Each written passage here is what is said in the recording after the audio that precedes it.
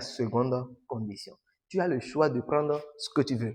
Maintenant, pour savoir quoi prendre, il faut d'abord analyser les deux formules pour voir qu'est-ce que je peux utiliser. Parce que ce n'est pas dans tous les cas, on va utiliser les deux formules. Par exemple, pour notre cas ici, si on décide de prendre la formule qui est en haut, on va déterminer la flèche maximale de ce qui est ici, plus la flèche maximale de ce qui est ici. Sommer les deux, ça va nous donner 0. Maintenant, est-ce que, la question que tu vas te poser, est-ce que je connais la flèche maximale de ce qui est ici? C'est-à-dire, est-ce que je connais sa formule pour déterminer la flèche maximale? Si oui, je laisse ça. Flèche maximale de la poutre 2. Est-ce que je connais sa formule? Si oui aussi, je vais maintenant mettre les formules à leur place, posant égal à 0.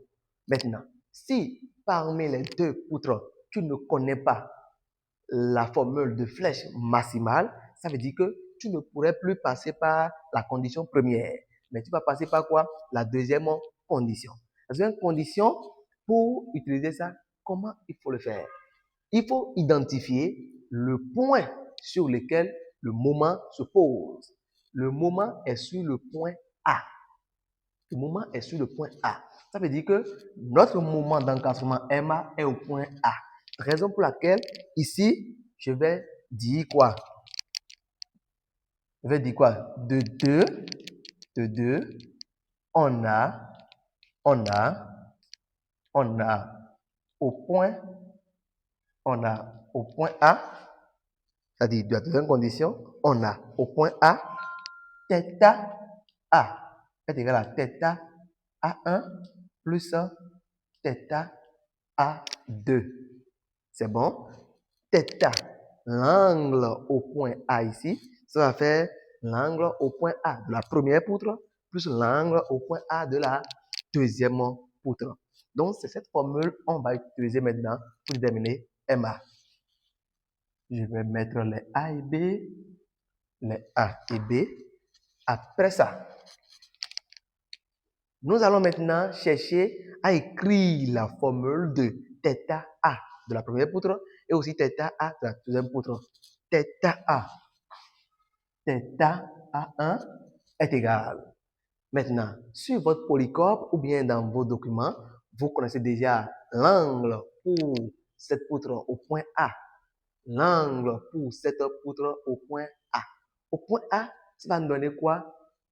PL au carré, PL au carré sur 16 EI plus QL au cube sur 24 EI.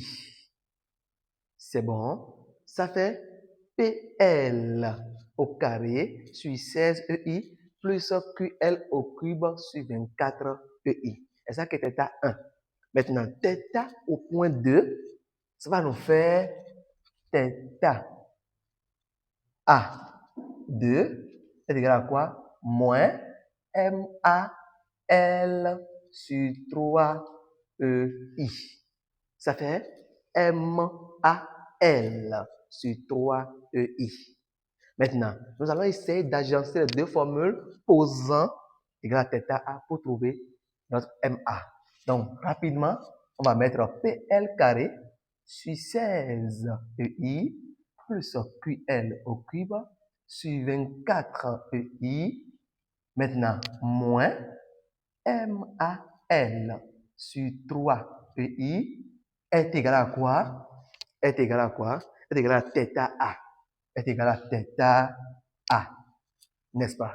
OK. Comme c'est égal à θ A, observez très bien avec moi.